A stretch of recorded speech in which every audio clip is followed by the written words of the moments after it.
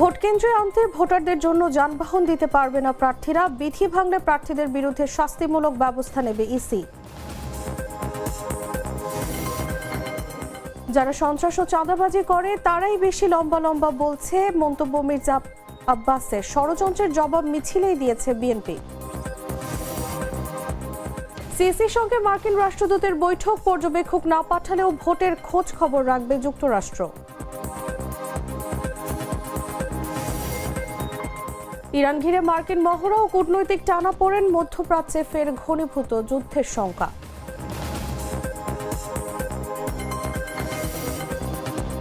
এবং বিশ্বকাপ খেলা নিশ্চিত হলো বাংলাদেশের। জুন জুলাই ইংল্যান্ড ওয়েলসে খেলবে নিগার সুলতানা জ্যোতির দল।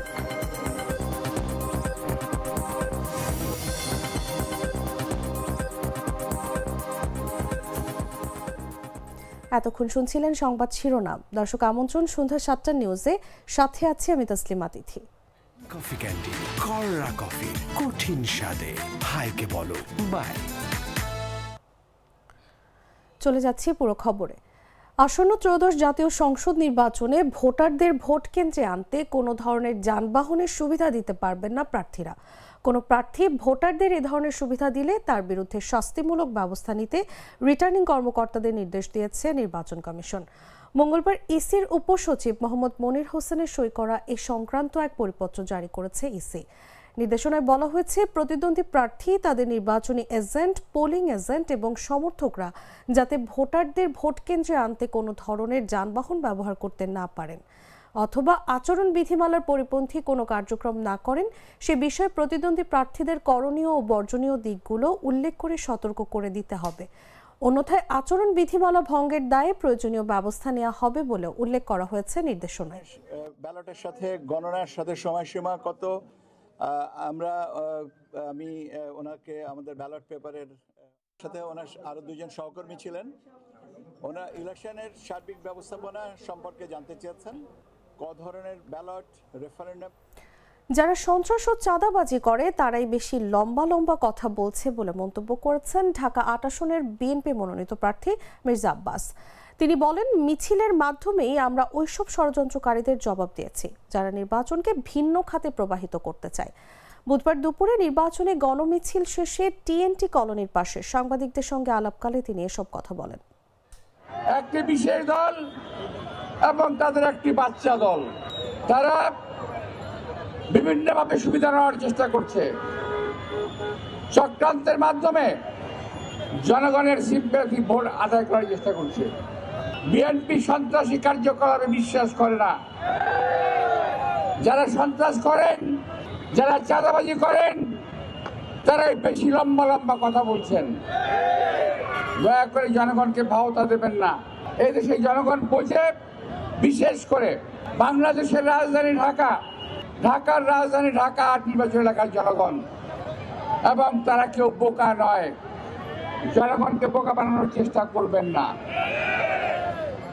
আমি আপনাদের বিরুদ্ধে কোনো হুঁশিয়ারি উচ্চারণ করতে চাই না। আমরা বলতে চাই, সুন্দরভাবে শান্তিপূর্ণভাবে নির্বাচনটা হতে দিন। এই নির্বাচনের মাধ্যমে জনগণ যাকে জয়ী করবে তাকেই আমরা সালাম দেব, তাকে আমরা মেনে নেব। প্রধান নির্বাচন কমিশনার এএমএম নাসির উদ্দিনের সঙ্গে বৈঠক করেছেন বাংলাদেশে নিযুক্ত মার্কিন রাষ্ট্রদূত ব্রেন্ট ক্রিস্টেনসেন। বৈঠককালে আসন্ন জাতীয় সংসদ নির্বাচন ও গণভোট সামনে রেখে নির্বাচন কমিশনের ভূমিকা সহ বিভিন্ন বিষয়ে জানতে চান তিনি। ক্রিস্টেনসেন জানান, নির্বাচনে যুক্তরাষ্ট্র পর্যবেক্ষক পাঠাবে না, তবে ভোটের সার্বিক বিষয়ে খোঁজ খবর রাখবে দেশটি। বুধবার সকালে রাজধানীর আগারগাঁওয়ে নির্বাচন ভবনে মার্কিন রাষ্ট্রদূত ব্রেন্ট ক্রিস্টেনসেন সহ 4 সদস্যের একটি প্রতিনিধি দলের সঙ্গে সিএসির ওই বৈঠক অনুষ্ঠিত হয়। নির্বাচনী মাঠে কেউ বাড়াবাড়ি করছে কিনা বৈঠককালে তা জানতে চেয়েছেন মার্কিন রাষ্ট্রদূত ব্রেন্ট ক্রিস্টেনসেন। কিভাবে ভোট গণনা করা হবে, কোথায় ফলাফল আসবে, ভোট গণনার সময়সীমা কত ইত্যাদি বিষয়ে জানতে চেয়েছেন তিনি।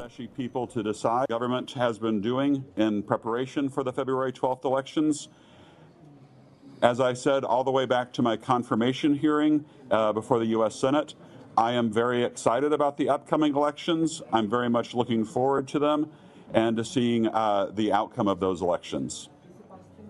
The United States government does not take sides in Bangladesh's elections. The outcome of the election is for the Bangladeshi people and only the Bangladeshi people to decide. We are prepared to work with any government who the Bangladeshi people elect to represent them going forward. Last week, when I met with the chief advisor, he told me he hopes that it will be a festive day for the ত্রয়োদশ জাতীয় সংসদ নির্বাচনের প্রচারণার অংশ হিসেবে বিএনপির chairman Tarique Rahman বৃহস্পতিবার বিকেলে নওগাঁ শহরের এটিএম মাঠে নির্বাচনী জনসভায় যোগ দেবেন। দীর্ঘ ২০ বছর পর নওগাঁয় দলীয় প্রধানের আগমনকে ঘিরে জেলা বিএনপির নেতাকর্মীদের মধ্যে উৎসবের আমেজ বিরাজ করছে। সভাস্থলকে জনসমুদ্রে পরিণত করতে চলছে ব্যাপক প্রস্তুতি। দলীয় সূত্রে জানা গেছে, বৃহস্পতিবার রাজশাহী বিমানবন্দরে নেমে প্রথমে তিনি রাজশাহীর ঐতিহাসিক মাদ্রাসা মাঠের জনসভায় বক্তব্য দেবেন। এরপর রাজশাহী থেকে বগুড়াগামী পথে বিকেল ৩টার দিকে নওগাঁর এটিএম মাঠে আয়োজিত জনসভায় যোগ দেবেন। এই জনসভায় জেলার ৬টি সংসদীয় আসনের বিএনপি প্রার্থীদের পরিচয় করিয়ে দেওয়ার কথা রয়েছে। বুধবার দুপুরে এটিএম মাঠ ঘুরে দেখা যায় মঞ্চ নির্মাণ ও সাউন্ড সিস্টেম স্থাপনের কাজ প্রায় শেষ পর্যায়ে। তরুণ ভোটাররা জানান, রাজনীতি না করলেও তারেক রহমানের বক্তব্য শুনতে তারা সমাবেশে উপস্থিত থাকবেন। নওগাঁ জেলা বিএনপি সাধারণ সম্পাদক মামুনুর রহমান রিপন বলেন, জনসভা সফল করতে সব প্রস্তুতি সম্পন্ন হয়েছে। প্রায় ২ লাখ মানুষের সমাগম হবে বলে আশা করা হচ্ছে।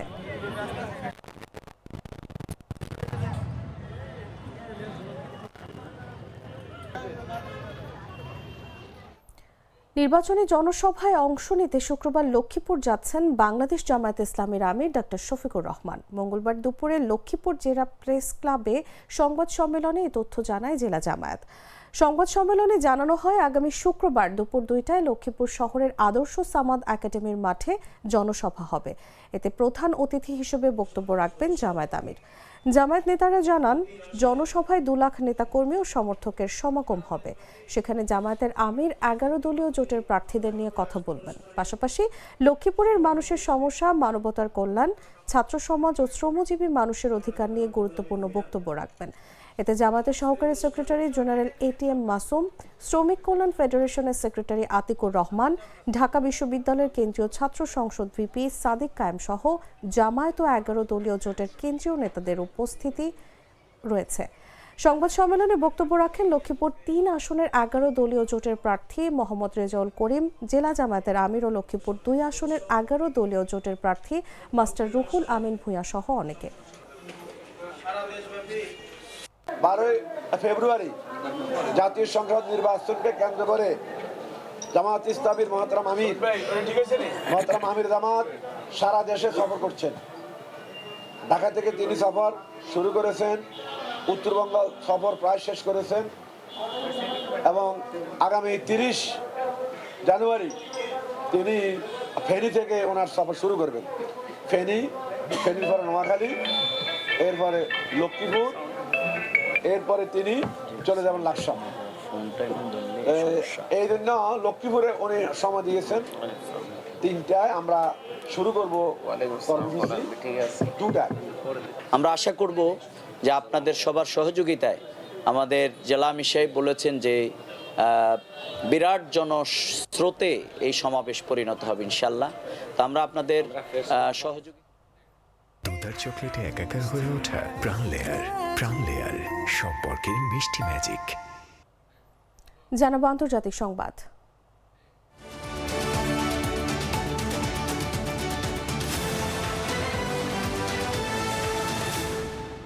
মধ্যপ্রাচ্যের আকাশে আবারও ঘনীভূত হচ্ছে যুদ্ধের মেঘ। রাত যত গাঢ় হচ্ছে ততই বাড়ছে উত্তেজনার স্পন্দন।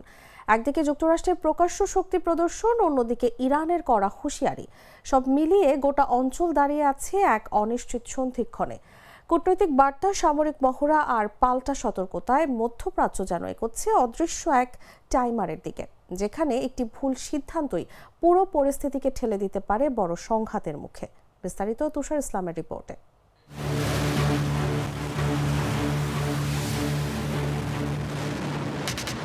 মধ্যপ্রাচ্যের আকাশে আবারও জমছে অশনি সংকেত। রাত যত গভীর হচ্ছে ততই বাড়ছে উত্তেজনার পালস। একদিকে যুক্তরাষ্ট্রের শক্তি প্রদর্শন, অন্যদিকে ইরানের কড়া বার্তা। সব মিলিয়ে অঞ্চলটি যেন এক অদৃশ্য টাইমারের দিকে এগোচ্ছে।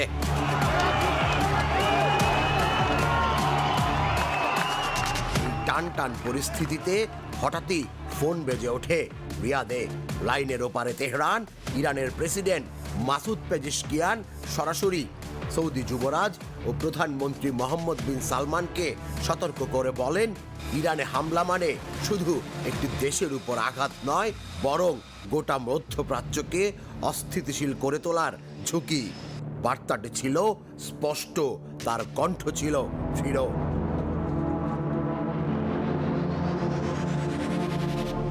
জবাবে সৌদি যুবরাজও কূটনৈতিক পর্দা সরিয়ে অবস্থান জানান।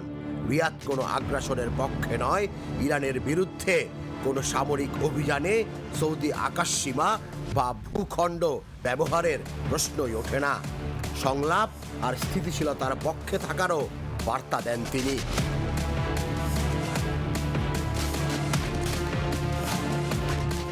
কিন্তু উত্তেজনার কেন্দ্র তখন অন্যখানে ওয়াশিংটন। মার্কিন প্রেসিডেন্ট ডোনাল্ড ট্রাম্প মধ্যপ্রাচ্যে পাঠিয়েছেন শক্তিশালী এক আর্মাডা। পারমাণবিক শক্তিচালিত বিমানবাহী রণতরী ইউএসএস আব্রাহাম লিঙ্কনের নেতৃত্বে বিশাল নৌবহর ইতোমধ্যেই সেই এলাকায় পৌঁছেছে।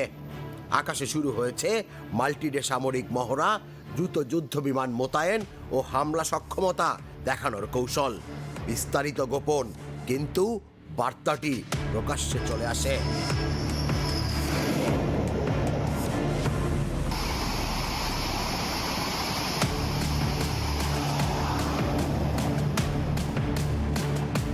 ইরানও চুপ নেই। তেহরান হুঁশিয়ারি দিয়েছে, তাদের দিকে যদি শুধু বাতাসও আসে তবে উঠবে ভয়াবহ ঘূর্ণিঝড়। প্রতিবেশীদের বন্ধু বলা হলেও সতর্কতা স্পষ্ট, ইরানের বিরুদ্ধে কোনো ভূখণ্ড, আকাশ বা জলসীমা ব্যবহারের মানেই শত্রুতা।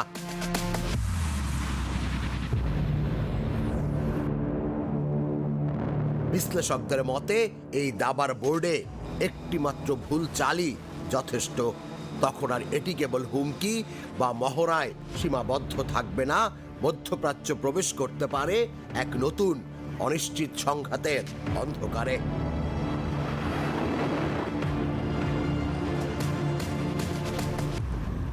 তুষার ইসলাম, জাগো নিউজ।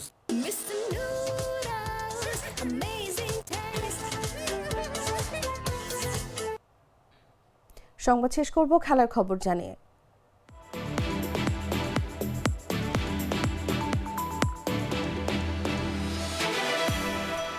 সকালে থাইল্যান্ডকে হারিয়ে নিজেদের কাজ সেরে রেখেছিল বাংলাদেশ নারী ক্রিকেট দল। অপেক্ষা ছিল যুক্তরাষ্ট্রের বিপক্ষে নেদারল্যান্ডসের জয়। দুপুর গড়াতেই ডাচ নারীরা যুক্তরাষ্ট্রকে হারিয়ে দিতে আসন্ন টি-20 বিশ্বকাপের টিকিট পেয়ে গেল বাংলাদেশ নারী ক্রিকেট দল। আগামী জুন জুলাইয়ে ইংল্যান্ড ও ওয়েলসে হবে এবারে টি-20 বিশ্বকাপ। বুধবার দুপুরে বৃষ্টিবিঘ্নিত ম্যাচে যুক্তরাষ্ট্রকে 21 রানে হারায় নেদারল্যান্ডস। আগে ব্যাট করে 7 উইকেটে 129 রান করে যুক্তরাষ্ট্র। জবাবে নেদারল্যান্ডস 12 ওভারে 2 উইকেটে 90 রান করার পর বৃষ্টিতে খেলা বন্ধ হয়ে যায়। এরপর ডিএলএস পদ্ধতিতে ডাচদের জয়ী ঘোষণা করা হয়। সুপার 6 থেকে বাংলাদেশ ও নেদারল্যান্ডস বিশ্বকাপের টিকিট পেয়েছে। দুই দলেরই পয়েন্ট সমান 6 করে। বিশ্বকাপের বাছাই পর্ব থেকে বাকি দুই দল হিসেবে বিশ্বকাপে যাওয়ার দৌড়ে এগিয়ে স্কটল্যান্ড ও আয়ারল্যান্ড। এখন পর্যন্ত কোনো পয়েন্ট না পাওয়া যুক্তরাষ্ট্র ও থাইল্যান্ডের সম্ভাবনা নেই বললেই চলে। বিশ্বকাপ নিশ্চিত হলেও সুপার 6-এ এখনও 2 ম্যাচ বাকি আছে বাংলাদেশের। শুক্রবার স্কটল্যান্ড ও রোববার নেদারল্যান্ডসের বিপক্ষে খেলবে নিগার সুলতানা জ্যোতির দল।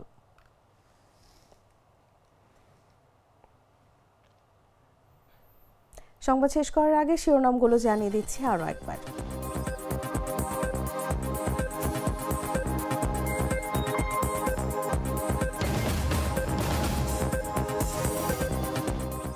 ভোট কেন্দ্রে আনতে ভোটারদের জন্য যানবাহন দিতে পারবে না প্রার্থীরা। বিধি ভাঙলে প্রার্থীদের বিরুদ্ধে শাস্তিমূলক ব্যবস্থা নেবে ইসি। যারা সন্ত্রাস ও চাঁদাবাজি করে তারাই বেশি লম্বা কথা বলছে, মন্তব্য মির্জা আব্বাসের। ষড়যন্ত্রের জবাব মিছিলেই দিয়েছে বিএনপি। সিএসির সঙ্গে মার্কিন রাষ্ট্রদূতের বৈঠক, পর্যবেক্ষক না পাঠালেও ভোটের খোঁজ খবর রাখবে যুক্তরাষ্ট্র।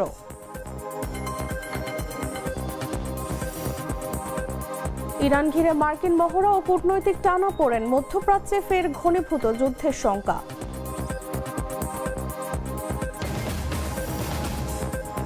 এবং বিশ্বকাপ খেলা নিশ্চিত হলো বাংলাদেশের, জুন জুলাই ইংল্যান্ড ওয়েলসে খেলবে নিগার সুলতানা জ্যোতির দল।